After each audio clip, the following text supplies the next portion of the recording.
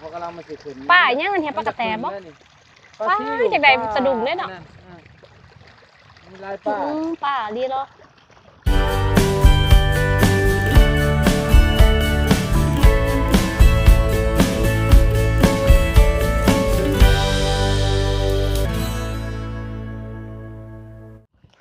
สบายดีพี่น้องเขาต้องหากระสือซองทิปช่วยหน่อยได้พี่น้อง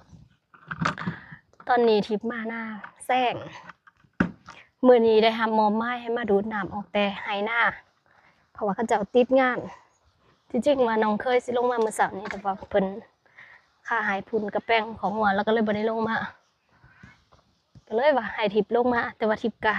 ติดจากรถบ่ได้เป็นได้พี่น้องแต่สิหาเข้าแถวนี้แล้วติดให้หน้าข้างๆนี่เพิ่นวันเขามาท่านได้แล้วเทื่อแล้วก็มาโฮดมักทัวพร้อมได้พี่น้องดูนี่วันปูมักทัวไว้บ่ได้มาโฮดแจบมือละบ่จังอันนี้แมนไฮหน้าตัวถึงพี่น้องเขากำลังแตกออกแต่รู้สึกว่ามันอยากบางๆนี่แหละผู้แดดมันแล้วปะนี่ห้าก็ออกกระย่าเติมแล้วได้คอมือนึงได้นิ้วมือหนึ่งแต่รู้สึกว่ามันบางแห้งอะดิ เข่าบ้างพี่น้องเห็นอยู่ป่ะมันตอบแดดพูดนะเขานะเพราะถ้าได้ออกดิเขาบอกออกดิไปได้ปีนี้มันล่มได้ตอนช่วงฮวานเนี่ยผู้ทักพื้นทั้งผู้พื้นกำลังวานเขาพวกกับเมียเพิ่นนี่เป็นอาจารย์สอนอยู่โรงเรียนนิสาหรือว่าโรงเรียนปฐมนนสว่างมักทัวนี่ก็ยาวเติมแล้วนี่ต้นสีแฮวแล้วนี่โอ้ต้นนี้มันต้นที่ฉิบใหญ่มากเลยนี่อันนี้ต้นที่ปลูกป้าสิเป็นดอกนะไก่สิได้กินแล้วต้นนี้นะ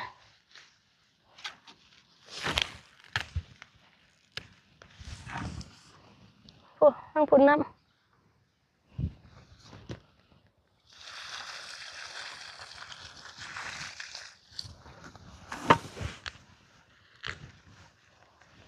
หน้าทางด่านขวานี่หน้าทางด่านซ้ายนี่เพิ่นก็หวานแล้วได้พี่น้องแต่บ่ฮู้ว่าเพิ่นหวานได้จังมื้อล่ะเขากำลังเริ่มแตกบ่ฮู้ว่าหวานมื้อละบ่คือว่ามีน้ำหลายๆหน้าเฮาหาออกแล้วแต่ว่าบางขนาดเลยอย่าเพิ่มขึ้นมาดูหั่นหาแน่ติดจักรรถไถให้แน่ติดจักรรถไถให้แน่เขาให้ลงมาข้อหนามผัดติดบ่ได้เป็นฮะบานแต่มือได้นี่วานห้ากับวานนี่แล้วมือถูกหายแล้วบ่ยังหายหนึ่งมาจอเบิ้งอันนี้ข้องทิพย์กันดูพี่น้องอีช่างเขาว่าคืออันพรมหัวหลานนี่ห่างอเลียรอห่างอเลียรอพี่น้องเอ้ยนะตัวหน้าปีนี้เพียงคักอะไรโอ้ตายแต่ว่าคือว่าเป็นของอยู่เนาะบอนนี้บอนเขาเจาะค่ะนี่แถวเนี่ยที่ปลูกอันนั้นได้บ่เห็นมันบ่เกิดบ่เหลือจังไดฮะคือบ่มีอันเกิดเลยได้แถวเนี่ย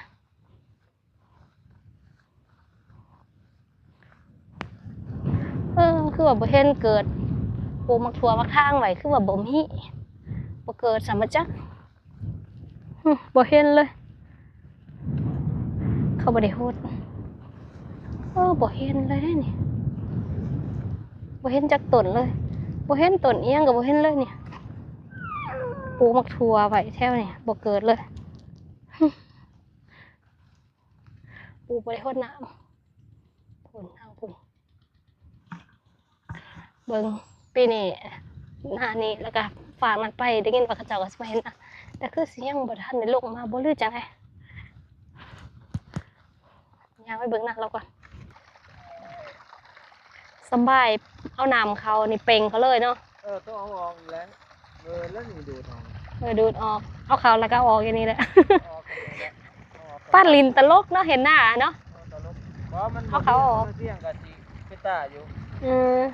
ต้องเขาเกี่ยวเขาเนี่ยอาจจะดุดใหม่นะปั๊บใหม่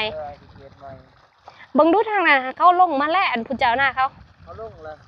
ลงแล้วบ่ใส่ในค่าคันหน้าเขาซะ เขาเจ้าเขาขึ้นโอ้ยมันมีแต่ไม่ยิ่งแล้วมาอันเบิ่งอะไรกัน มีแต่มียิ่งมาเบิ่งยากอยู่แล้วเนาะ เสียแฟนนี่ เป็นยังเสียแฟน แฟนมันบ่หน่อยจักครั้ง4 ครั้ง ป้า 4 ครั้งครึ่งครับ เจ้าหาจุ่มน้ำเฮาได้4ทั้งครึ่งปลาแดกคุณน่ะ 4 ครั้งครึ่งเข้าใน ป้าป้าให้สัมพันธ์มันลายทางหน้าเจ้าเนาะ ยังลายอยู่เลยนี่ เหยาๆอยู่ เจ้าหน่อยก็ได้กินนี่ป่านี่ ทั้งนี้พันลายเลย แบ่งกันกินนี่นี่ หน้าเฮาบ่ได้มีเด้ป้า มันก็ให้น้องเก็บเอาโลดว่ามันคืออะไรเอาโลดนะ ป้าสมันลายแท้ไอ้ซ้อไอ้ร้อย ลายหั่นแล้ว เห็นบ่พี่น้องในกล่อง เงา ป้า ๆป้าเขากำลังมาสิขึ้น ป้าอีหยังอันเนี้ยปลากระแตบ่ ป้าจากใดสะดุ้งเด้เนาะ มีลายป้า ป้าดีเนาะบรรยากาศตรงไฮตรงหน้าพี่น้องอยู่นี่นะล่มเย็นพอดีอยู่ทางนั้นก็จะเอาคาลงมาใส่เดี๋ยวสิญาไว้บอกเขาเจ้าก่อนอย่าเขาเจ้าตกคลองนี่บรรยากาศคนเห็นไฮหน้าเต็มมือเลยเดี๋ยวนี้คนหาป่าก็มีพี่ก็สิไปเบิ่งน้ำหน้าก่อนไฮหน้าข้างๆเพิ่นติดจักไฮเพิ่นติดเรียบร้อยแล้วพี่น้อง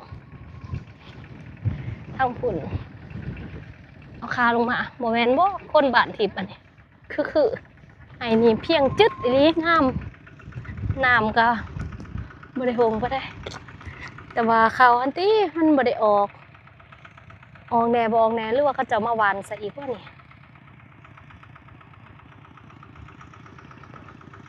หน้าเฮานะขี่รถลงฮอดน้ำจับไอ้นี่ก็เพียงดีอยู่ลูกเป็นบางบอนเดี๋ยวเขาก็เป็นห่างๆนะพี่น้องแนมเพ่นอยู่บ่ในกล่องนี่นะมันห่างๆอย่างสินะเขานี่ไปเห็นบันไดนอนในกล่องไฮนี่ละแมนน้ำลายพี่น้องเพราะว่าไฮนี่ละแมนน้ำซึมทั้งซองขางเลยคือขางนั่นกับขางนี่ซึมลงไปไฮหน้าเฮานี่จะต่ำกว่าขางนี้เนาะแล้วตอนนี้น้ำมันยังอยู่ในระดับสูงเราก็เลยว่าซึมลงมาได้ก็เลยว่าต้องเลยเที่ยวแต่ดูดออกวันนี้ก็จะต่างจากแหละที่ก็สิไปเบิ่งว่าน้ำมันแห้งบ่สิได้แป้งทางน้ำไหลนะพี่น้องผู้เพิ่นติดจักรถไทยทิพย์ตอนนี้ไปหวานเขายังเหลือหายเดียวนี่แล้วทีเพิ่นหวานบ่ทันได้แล้ว4 อันตะกี้สมัยพอทีมยังอยู่หันเพิ่นมักใส่ได้เนี่ย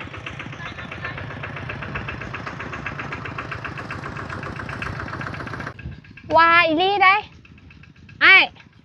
วาอีลี่ต้อนคอยมาหาป้านะคอยรักย่ามค่าอยู่แต่ว่าคอยบ่มีปัญญาแก่ขึ้น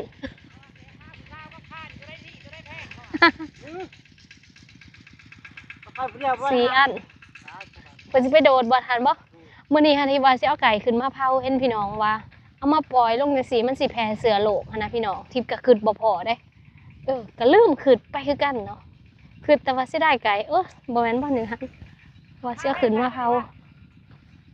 บ่ได้คิดเรื่องนั้นเลยเด้พี่น้องคิดว่าเอามาให้ป้าบ่ได้คิดถึงเชื้อโรคเลยว่ามันสิแผ่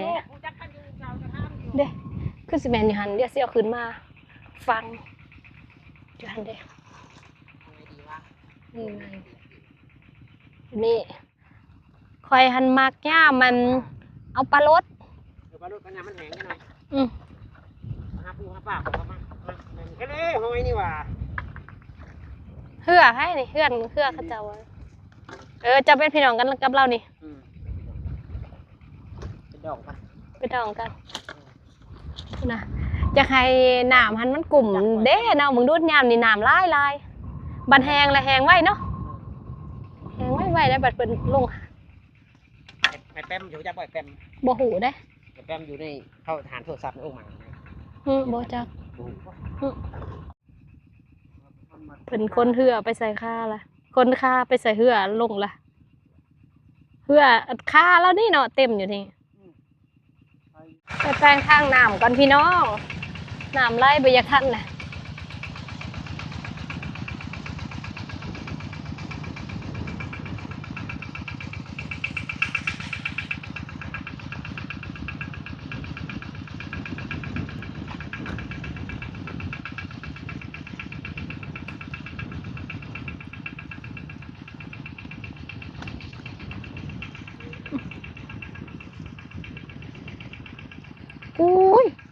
นี่เนาะบอลน้ำซึม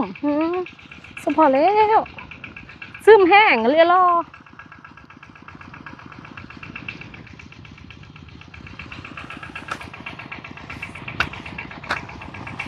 ซึมกระเทียกระโดดฮะตอนนี้ปิดจักเลยพี่น้องน้ำกาเปิดแหละขึ้นได้บัดนี้คอยคำย่ามแรงแหละพี่น้องตอนนี้ขึ้นมาแล้วพี่น้องพอดีว่าซิมาแวะเอาขี่เฟื่องอยู่นี่เนาะที่ก็จะเอาปั่นเขาทิมนะนี่น้องสายตัวมาปั่น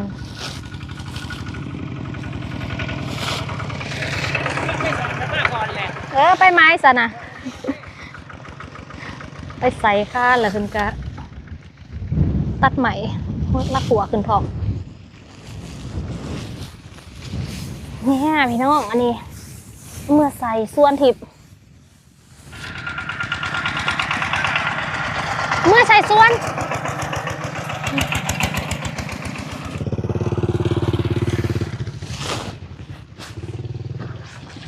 อันนี้หน้าค้างเข้าเทียนเราดูหน้า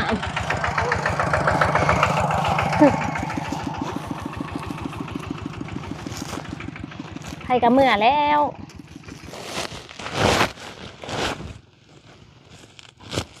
ตักรอดมานี่กับบไดีเมื่อพุทธป้าพุทธเจ้าได้พี่น้องถ้าพุทธเจ้าบ่เมื่อมากกับบ่เมื่อได้